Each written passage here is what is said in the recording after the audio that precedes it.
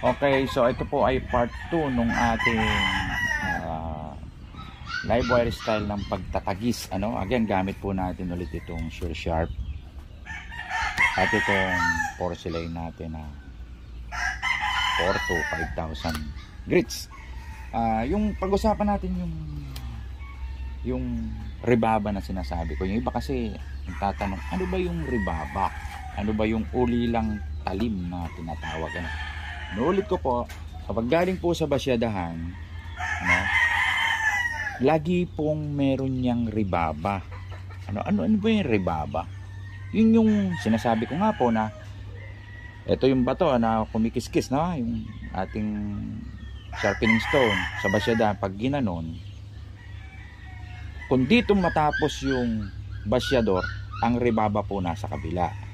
Kung dito matapos yung basyador, kasi andito yung talim, so nandito sa kabila yung rebaba. Kumbaga, ito yung talim, pinupunta niya doon yung rebaba. Okay, so dito pupunta doon yung rebaba.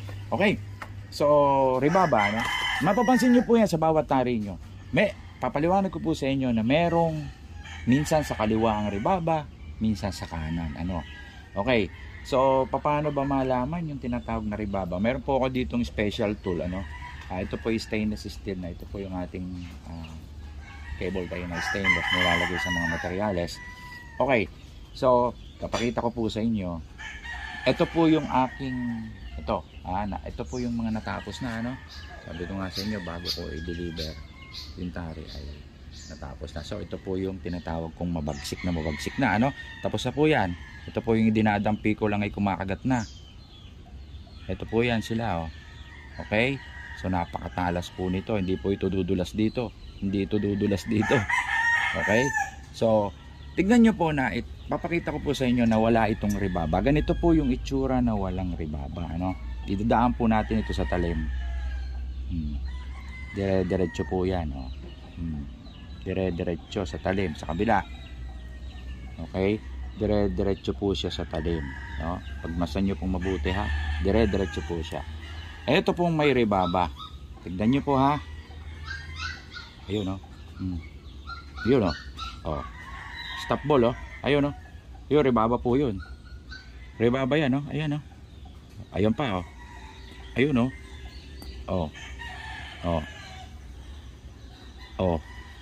ayun, tigas niya,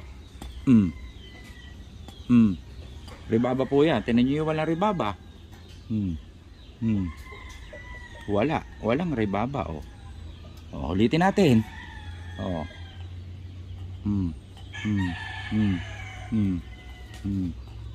May malaki.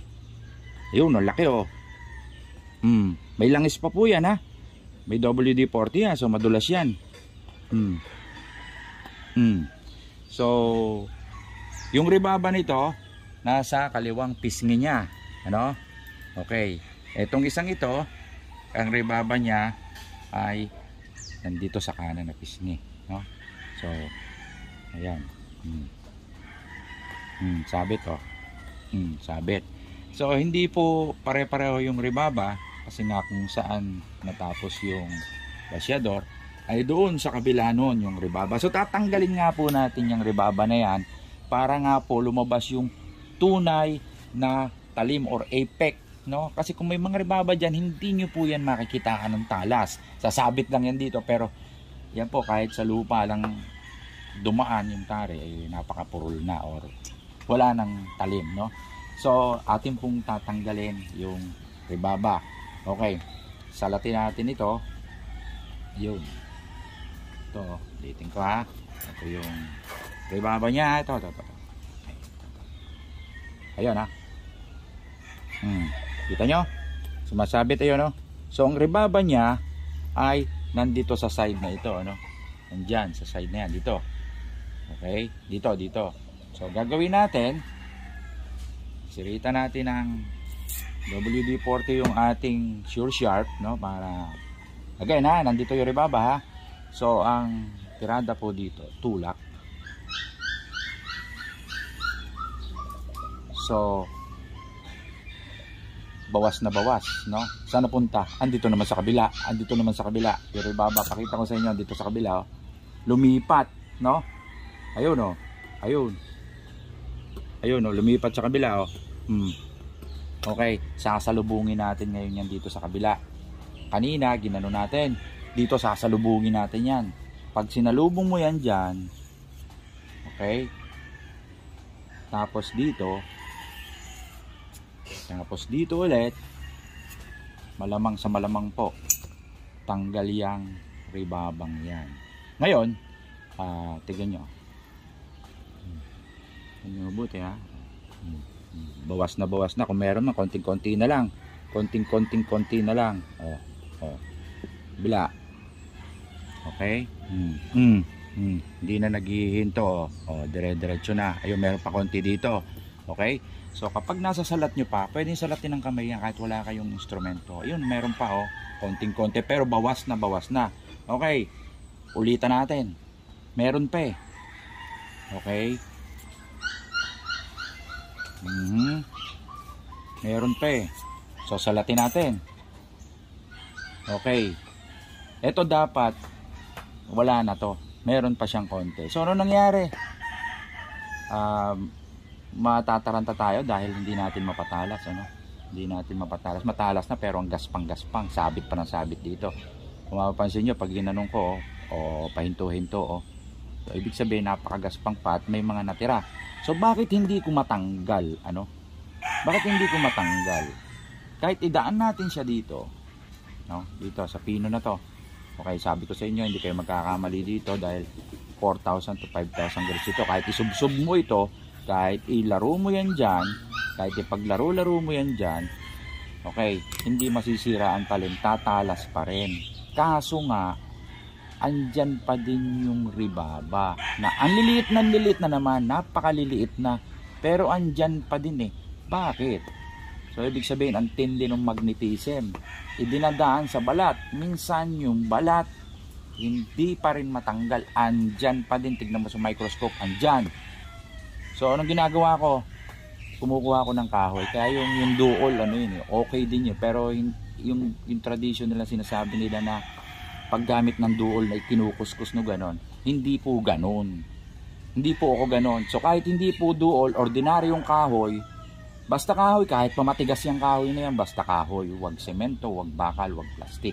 So meron po ako ditong, ewan ko kung anong tawag dito sa itak na to. Ito yung pang garden yata ito ni Ma'am Clarice. Ito kahoy hindi ko alam kung matigas o malambot ito. So anong gagawin natin? Yung duol, ginaganon, ay hindi rin po yun effective. Para sa akin lang po ha. So ano pong ginagawa ko? Inihiwa ko siya dito. Yan Kasi yung ribaba, hindi matanggal eh. Hihiwa ko siya dyan. Didiin nyo. Kaya matakot. Kahoy lang yan. Kahoy lang yan. Hindi niya kayang sirain yung talim. Kahoy lang yan. So, sa pamamagitan nito, kahit isa lang po, dinademonstrate ko lang sa inyo ng marami para makita nyo, Dinadaan lang po yan mula dulo hanggang dyan. So 100% po ako natanggal yung ribaba nito. 100%. 100% tanggal ang ribaba nito. Wala na, kahit sa kabila. Wala na. So labas po ang tunay na talas nito. Dahil kikiskis natin ay kikiskis doon, tapos hindi mo matanggal yung ribaba. Ngayon natin ulit umpisahan, pabagsikin ito. So kung mapapansin nyo, matalas pa rin ito dahil hindi naman siya kayang sirain ng kahoy. Matalas pa rin ito pero hindi masyado mabagsik, Okay, pero labas na yung tunay na effect. Kumbaga, dito tayo mag-uumpisang magpatalas ng talagang matalas na tari.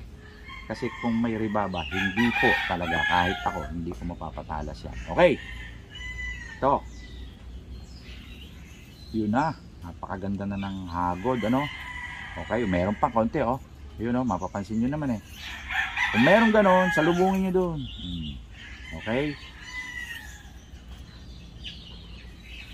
Wala na. Okay, smooth na, Okay. Ngayon, yung sinasabi kong idadaan natin dito sa pino,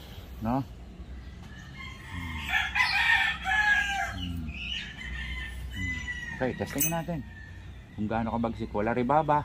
Walang ribaba. Okay, tignan natin kung gaano kabagsik ito. taring ito po, napakabagis na ito. Totoo lang. Ito.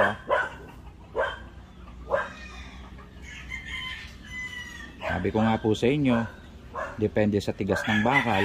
Kung yung bakal nyo napakatigas, no? Kung sobrang tigas ng bakal, ay magiging madulas po. Ngayon, ito po ako, kontento na ako dito. Okay? Napakabagsik na po nito.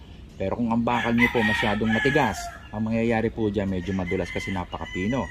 So, idadaan po natin dito ng kahit isang pasada lang na magaan lang. Okay? Sige, ito po. Tignan ninyo po ang pinakaiba kapag ipinasada ko ng isa dito. Magaan, isa lang. Okay? So, punasan natin. Tignan nyo po. Babagsik ng mabagsik na babagsik yung taring. Dinadampi lang po yan. Hindi po idinidiin yan. Dampi lang po yan. So, ganito po akong maghasa. At ito pong klase ng hasa na ito,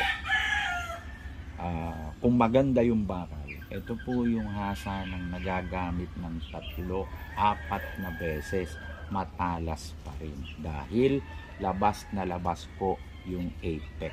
Kapag po may rebaba at natanggal, tumama sa lupa, sa salamin o sa kapwa-tari, nandyan yung rebaba. Pag yun po'y natanggal, wala pong talim yun. So, kumbaga, wala siyang talim, so hindi siya matalas. So, ganyan po ako at binabahagi ko po sa inyo. Sana po ay meron po kayong napulot kahit konting kaalaman. At ito po ay part 2. Meron po akong previous na video na tungkol doon sa pagtanggal lang ng rebaba. Ito po ay part 2. Mas malalim po ito dahil dito po ay gumamit na tayo ng kahoy. Kahit hindi po duol, kahit po anong kahoy, kahit matigas yan o malambot. Yung dulo, ganun din po. Yung dulo. Kung halimbawang nahirapan kayo na patalasin, madali lang po. Isaksak nyo lang po sa kahoy yung dulo.